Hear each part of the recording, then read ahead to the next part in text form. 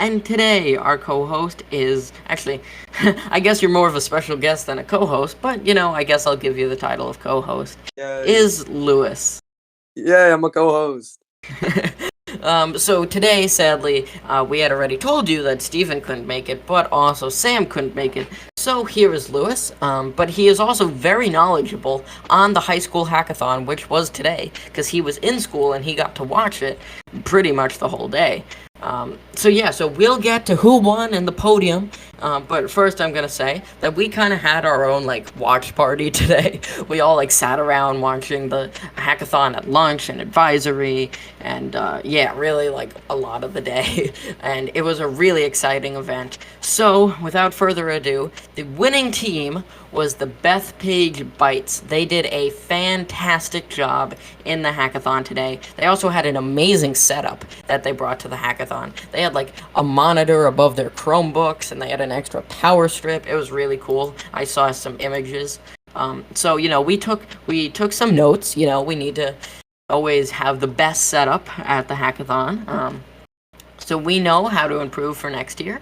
And so Bethpage won by 13 points. They won by 13 points against Mineola, the Mineola Marvels, who had 20 points, tied with Manhasset Potatoes,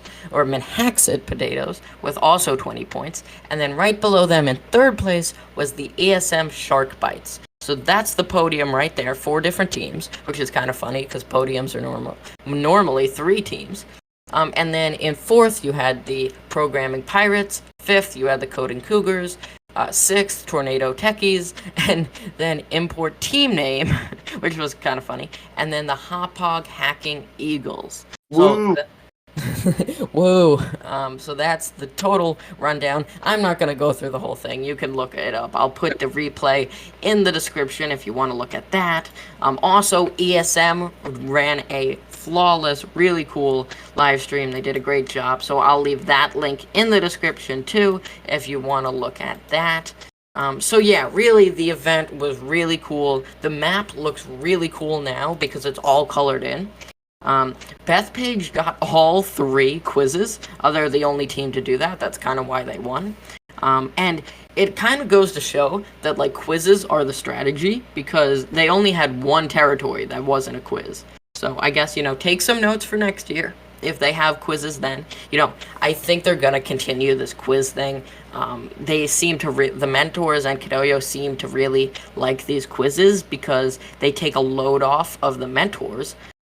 Who have to be checking these challenges the whole game. Luckily, these quizzes kind of take some of that weight off them. So that's why I think that the quizzes are going to stay for a very long time. And I mean, that's interesting to say because maybe next year they have something else that will be like the quizzes that don't have to be manually checked. What if there's there's a speed code thing. Okay, first you have to click on the thing, do a bunch of speed code, and then you get into the map. Or, even in the UE hackathon, it's color by code instead. So there's a bunch of these features that I'm wondering, will they include? What will they come up with? So I'm really excited for the next year's hackathons. 2024, that's crazy to say. It feels like the 2023 season just started. But it didn't, it just ended. And Lewis, you have any trends you think might continue next year? Any themes that you think could be next year? Well, for previous hackathon seasons, the themes would generally revolve around history. But for this year, it hasn't really been historic. You've had, for the junior hackathon, Steampunk Moon, a bit historic, but more fantasy. Then, for the middle school hackathon, they had Life on a Chip, which that is fantasy. And then for the UE hackathon, they had the most realistic one, Ring of Fire. And for this hackathon, Elements, complete fantasy. I generally like this, and I hope that KidOYO continues doing these more unique themes. Yeah, I mean, the themes this year were definitely, not predictable, We were all like, I wonder what history thing. I wonder if it's going to be Egypt. I wonder if it's, we're like, And then it came out with Steampunk Moon, and all of us were like, what? And yeah, I mean, that was really crazy. And then, of course, Life on a Chip, and then Ring of Fire, and now, of course, Element Conquest. So they were all very unpredictable. Um, so you really can't predict what it's going to be next year. KidOYO is really good with coming up with unique themes, and when I spoke to Melora, or maybe even Trish, maybe they both said it, um, is that they said one of them said that they start planning this all out in September. So like they get all the themes ready, and it's really crazy because they put a lot of thought into it. And I mean, it pays off because they come out so well, and it's just so fun to participate and to watch, and it's just really cool. So, of course, since today was the hackathon, not a lot of other KidOYO news is to share. They didn't really do anything else. They didn't release any Python 3 editor updates. They did yesterday, so if you want to hear about that, watch yesterday's episode. That would be crazy if they released another thing today. They're always just working really hard. I didn't really say it, but thanks to KidOYO for such a wonderful event. Thank you to the mentors for doing such a great job. But yeah, so that would have been crazy if they came out with a Python 3 editor today, or update today. That would have been really crazy. But yeah, so now I guess officially the hackathon season is over.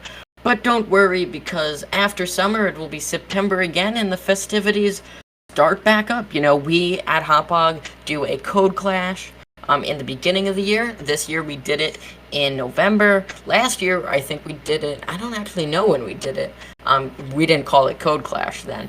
So hopefully, for anyone in Hopog, we'll have that at the beginning of the year. We do skill dashes. So, we always try to fill the year with excitement. I know other schools do skill dashes and some mini hacks.